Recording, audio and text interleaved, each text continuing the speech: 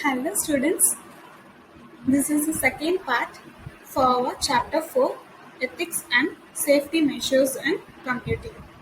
What we have learnt in last session is we have learnt about ethics in computing, internet ethics and some unethical practices. What are they? Plagiarism, cyberbullying and identity theft. Today we are going to learn about some other unethical practices that are phishing and farming, hacking and spamming, software piracy, online piracy, and about copyrights, digital footprints, and safety measures while using the internet, and about social networking. Are you all ready to learn? Yes. First, phishing. Both phishing and farming are attempts to get your usernames, password, and other confidential informations. Okay, both phishing and farming are try to get your names, passwords, and other what are all the confidential information you have. Both are attempt to get that information. First, phishing. In a phishing attack, phishers lose a user via email to a fake website. They create a website that looks similar to the website of a genuine company such as a bank. In awareness program itself, the child told right SBL Bank, SBI Bank. Like that, they have created the genuine company such as banks. This email or web page prompts the user to update or validate his personal information. This information is then used to withdraw funds from the user's bank account. A person who carries out such activities is called a fisher. And then farming. Farming. What about farming? In a farming attack, when a user enters a genuine web address, farmers redirect him to a wrong website. Fishers, a person who carries out such activities is called fishers, and in farming, who redirect him to a wrong website is called farmers. Note down the difference. Okay. And next, hacking and spamming. What is about hacking? You all know what is hacking. Hacking is the act of gaining access to someone else's computer for viewing, copying, or creating data on it. A person carries out such activities is called hacker. Okay? And then spamming. Spam is unsolicited, unwanted email sent to many people. It may contain advertisements or may spread malware such as virus or may divert you to your website to steal your personal information. What are the persons we have learned? Fisher, farmers and hackers, and about this spamming. And then about software piracy. Software piracy is the legal copying, distribution, or use of software applications. When someone buys a software, that person is known as licensed user of that software. As a licensed user, an individual is permitted to make copies of the software program for backup purpose only. If we buy any software for use, we have to use it for only a backup purpose. We are not supposed to sell it for other persons. It is the illegal. Okay. Soft lifting.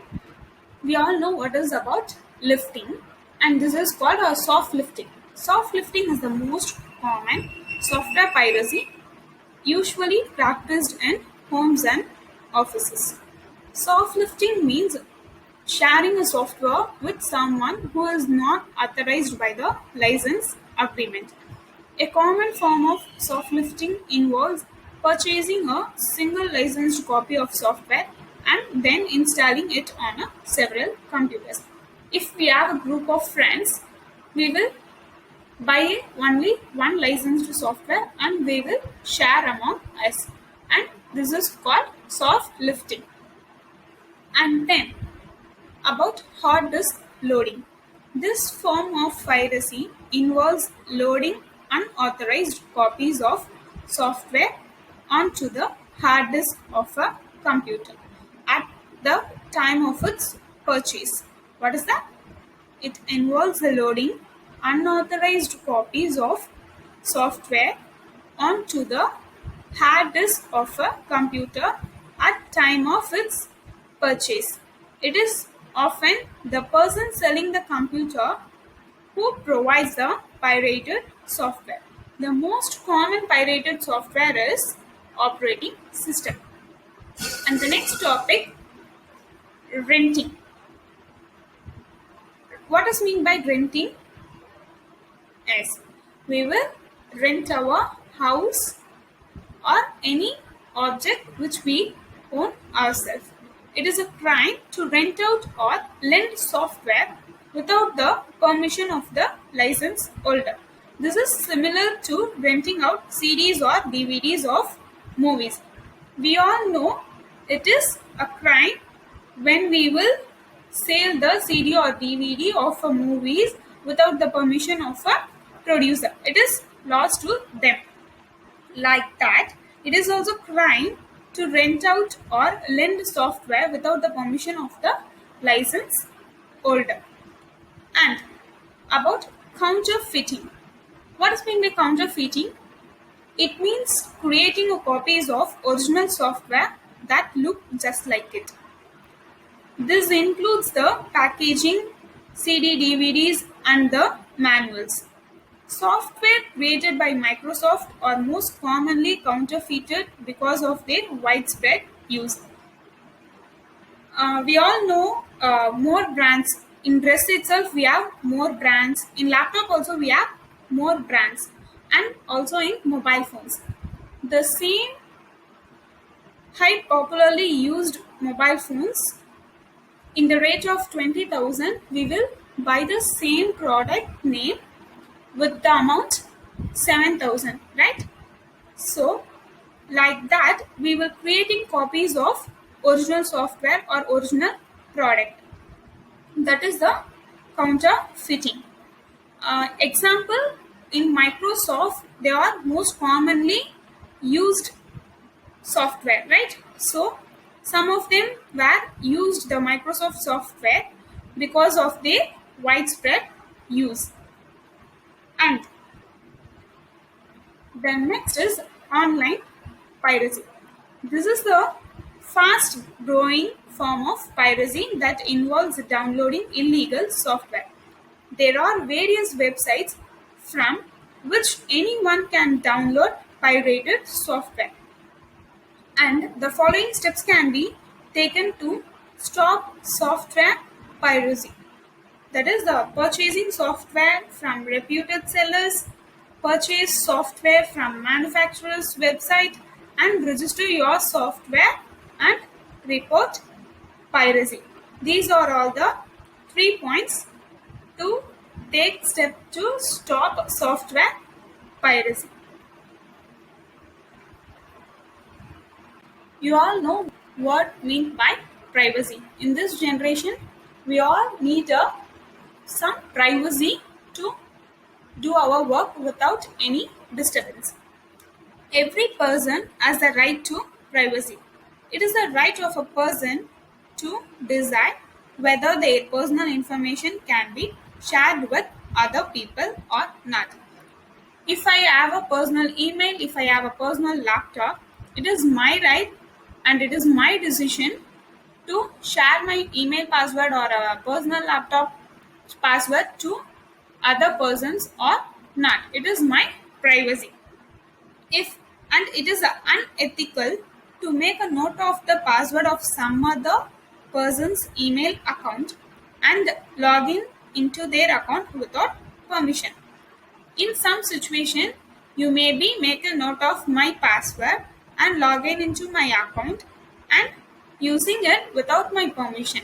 It is the unethical one.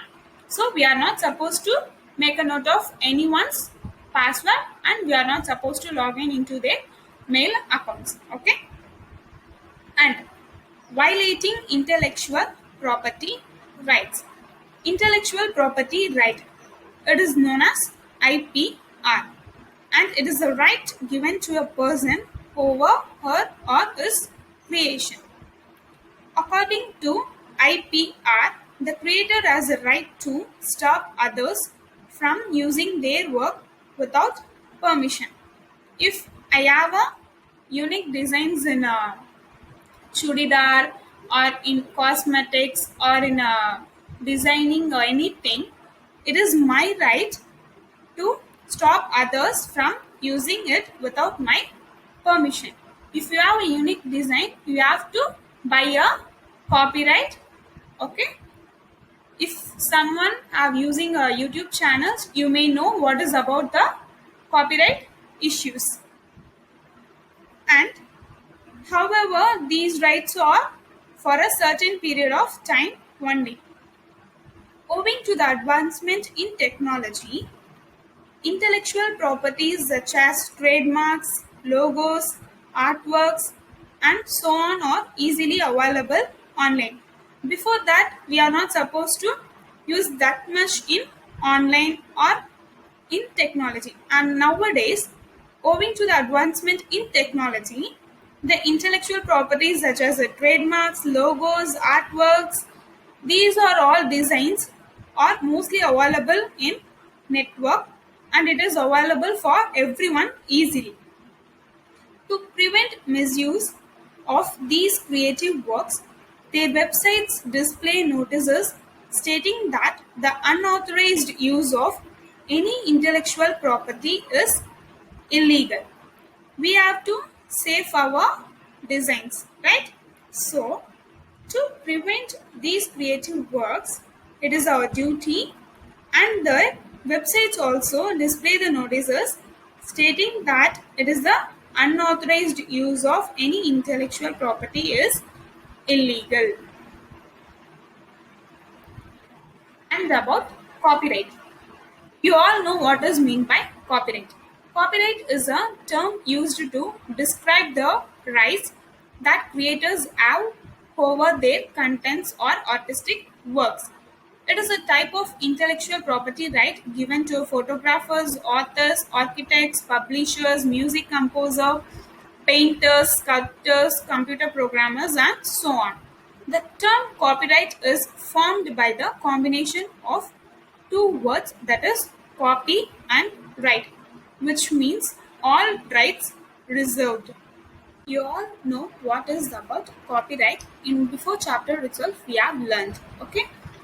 If I have created any logo or if I shooted a short film, I will buy a copyright for my video or for my song or for my logo. For example, take our school logo. We have our school logo, right?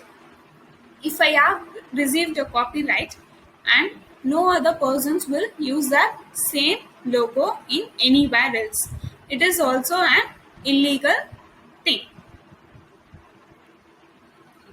And digital footprints.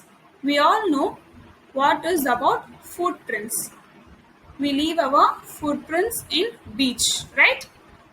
That is safe, that does not create any issues. But if we leave our footprints in digital, it makes a trouble. Now we are going to learn about digital footprints. What is meant by digital footprint? It is the information about a particular person that exists on the internet as a result of her or his online activity. While using the internet, you perform from various activities such as registering for websites, sending emails, uploading images and videos, and so on. The digital footprints means we will leave our personal informations in websites. If we search for anything on the websites, it may ask for our mail or for our mobile number or for any personal informations we may give or not. It is that we leave our digital footprints. How do you leave digital footprints? You have any idea? You leave digital footprints while doing some activities online, such as accessing the social networking website, online shopping, and blogging. Now we are going to learn these three topics. First is social networking. When you access any social networking website, you may post comments, share information, and upload an image or video. Most of us nowadays using Facebook, Instagram, WhatsApp, right?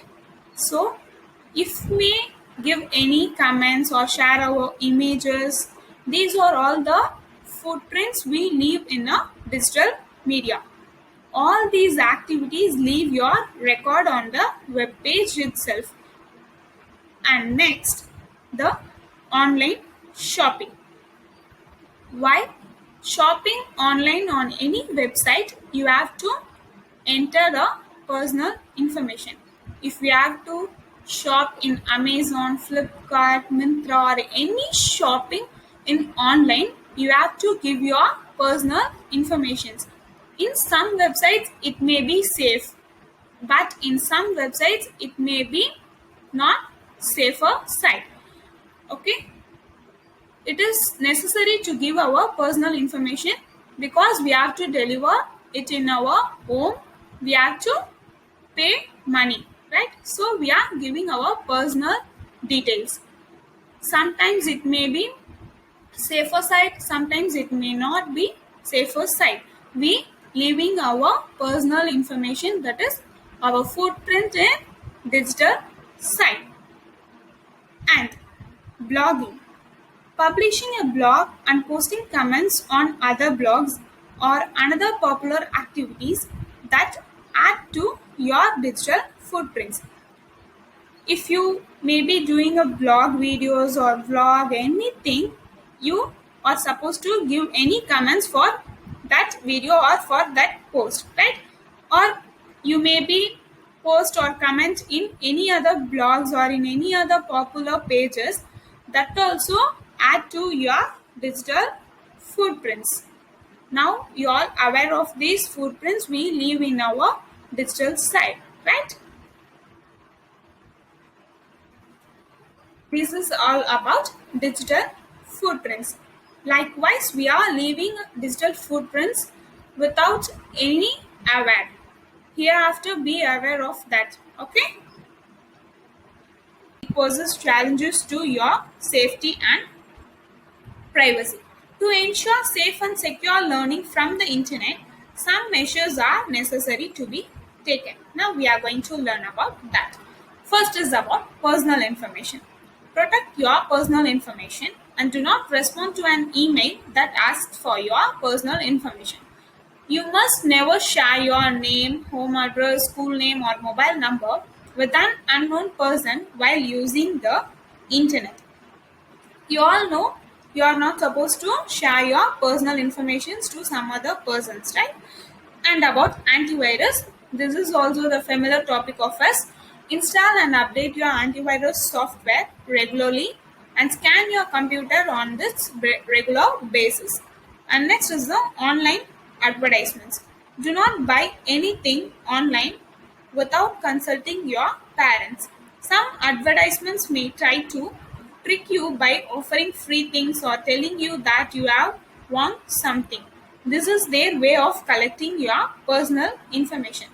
If you may receive any messages that you have received this offer or that discount, you are not supposed to text to that message. Okay? And about passwords. Protect your personal informations by password. Passwords should never be shared with anyone except for your parents. Always make sure you have logged out of your computer when using the internet in a cyber cafe or library. If possible, keep changing your passwords every month. Your passwords must be a combination of letters, numbers, and special characters. These type of passwords are hard to crack and keep your information safe. And about firewall, this is also we have learned in the previous section. And the firewall is a security system for a network of computers that can be implemented through hardware or software or a combination of both. It provides a layer of security which prevents attackers from accessing your information, and it controls the access to selected websites and adjusts the web browser to open only the selected websites. And the last topic is social networking. Facebook, Twitter, LinkedIn, and so on are the most commonly used social networking websites. These websites have a minimum age requirements to sign up. These requirements are there to protect you. Once you sign up on any social networking websites, be careful about sharing your personal information. And do remember that these simple guidelines may keep you safe, but criminals are devising newer methods time to time. So please be alert and stay aware about emerging technologies. It is a key to prevent you from cyber crime. This is all about the chapter 4, ethics and safety measures in computing. Hope you all be aware of the social networking and from hackers and from the unethical practices, right? So this is all about these topics, and we will completed the chapter 4. Thank you all. Let's see in the next session.